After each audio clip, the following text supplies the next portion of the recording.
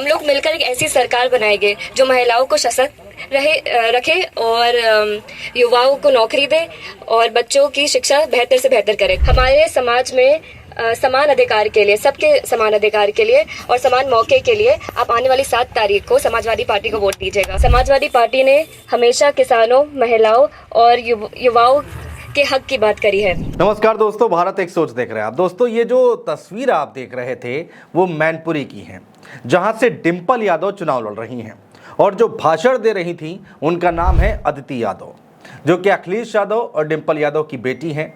बाहर से पढ़ाई करके वापस आई हैं और अपनी मां यानी कि डिंपल यादव के लिए मैनपुरी में ही रहकर चुनाव प्रचार कर रही हैं। जरा एक बार फिर से सुनिए क्या कुछ कहा अदिति यादव ने। सौभाग्य था कि मुझे यहाँ आने का मौका मिला और अपनी बात रखने का मौका मिला। समाजवादी पार्टी ने हमेशा किसानों, महिलाओं और युवाओं के हक की बात करी है। इसलिए मेरा आपसे निवेदन है कि मैनपुरी के विकास के लिए, हमारे समाज में समान अधिकार के लिए, सबके समान अधिकार के लिए और समान मौके के लिए आप आने वाली 7 तारीख को समाजवादी पार्टी को वोट दीजिएगा। हम लोग मिलकर एक ऐसी सरकार बनाएंगे जो महिलाओं को सशक्त रखे और युवाओं को नौकरी दे और बच्चों की शिक्षा बेहतर से बेहतर करे। धन्यवाद। जय हिंद, जय समाजवाद। दोस्तों, अदिति यादव ने अभी राजनीति में कदम तो नहीं रखा, लेकिन अपनी मां यानी कि डिंपल यादव के लिए वोट की अपील करती हुई जरूर दिखाई दे रही हैं।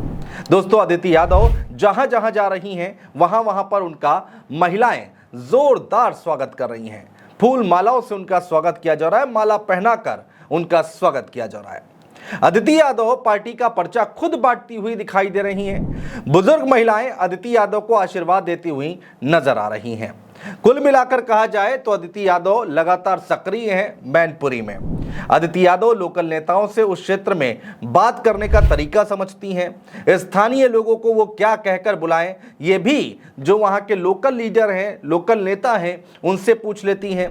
दोस्तों, शुरुआत में अदिति अपनी मां के साथ थी, लगातार उनके साथ साथ जनसभाएं कर रही थी। छोटी छोटी जनसभाएं गांवों में हो रही थी, नुक्कड़ सभाएं हो रही थी। तब डिंपल यादव ही सबसे बात कर रही थी, सब लोगों से मिल रही थी और अदिति उनको ध्यान से सुन रही थी। लेकिन जब वो अकेले निकले तब माइक पर बोलने में थोड़ा असहज हो जाती थी। धीरे धीरे वो अपने फुल फॉर्म में आ गई हैं। अब वो 5-5 मिनट तक माइक पर लगातार बोलती हुई दिखाई देती हैं, जैसा कि अभी हमने आपको सुनवाया। दोस्तों, 40 दिन में अब तक अदिति यादव 120 गांवों में जा चुकी हैं, 120 गांवों का दौरा कर चुकी हैं, वहां के लोगों से मिल चुकी हैं। अदिति यादव राजनीति में काफी रुचि रखती हैं। दोस्तों, अदिति जहां जहां जा रही हैं वहां वहां जनता से उनको भरपूर प्यार मिलता हुआ दिखाई दे रहा है। दोस्तों, अब सवाल ये उठता है कि आखिर अखिलेश यादव ने मैनपुरी को लेकर रणनीति क्या बना रखी है। दोस्तों, अखिलेश यादव ने पूरे मैनपुरी लोकसभा क्षेत्र को सेक्टर में बांट रखा है। हर सेक्टर का अलग अलग प्रभारी बनाया गया है।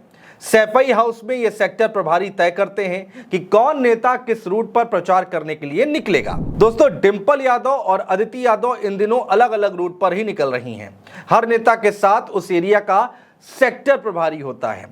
दोस्तों, अपनी मां की तरह अदिति यादव भी बेहद ही डिसेंट लुक में लोगों के बीच में जा रही हैं और तस्वीरें जो सामने आ रही हैं वो भी हम आपको लगातार दिखा रहे हैं। इतना ही नहीं दोस्तों, सोशल मीडिया पर अदिति यादव की खूब चर्चा हो रही है। लोग अब ये भी बात करने लगे हैं कि क्या यादव परिवार की अगली पीढ़ी राजनीति के लिए तैयार हो रही है। अदिति यादव ने 12वीं की पढ़ाई की, वो भी इंडिया में रहकर, और उसके बाद आगे की पढ़ाई करने के लिए लंदन चली गई, जहां से उन्होंने यूनिवर्सिटी कॉलेज लंदन से ग्रेजुएशन की पढ़ाई पूरी की है। खैर दोस्तों, मैनपुरी यादव परिवार का गढ़ कहा जाता है और अब इस गढ़ में फतेह की दास्तां को आगे बढ़ाने की पुरजोर कोशिश की जा रही है, जिसमें अदिति यादव भी अपना पूरा जोर लगा रही है। अब दोस्तों, देखना बहुत दिलचस्प होगा कि मैनपुरी की जनता पर इसका कितना असर पड़ता हुआ दिखाई देगा।